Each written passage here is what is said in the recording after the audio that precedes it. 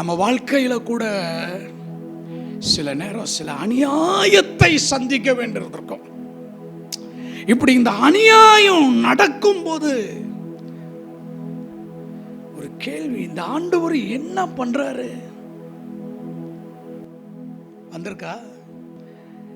எங்க போனார் இந்த ஆண்டவர்?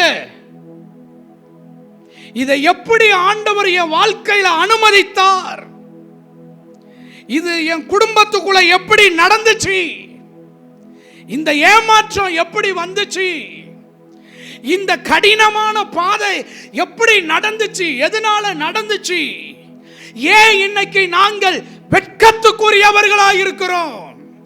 கீர்த்தியாய் இருக்க வேண்டியவர்கள், புகழ்ச்சியாய் இருக்க வேண்டியவர்கள், மகிமையினாலும் கனத்தினாலும் முடிசூட்டப்பட்டவர்களாய் இருக்க வேண்டியவர்கள் ஏன் வெட்கத்துக்குரியவர்களா இருக்கிறோம்?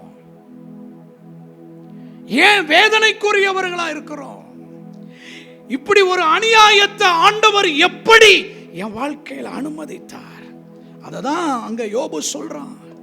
நீர் அநியாயம் செய்தீர் என்று சொல்லத்தக்கவன் யார்?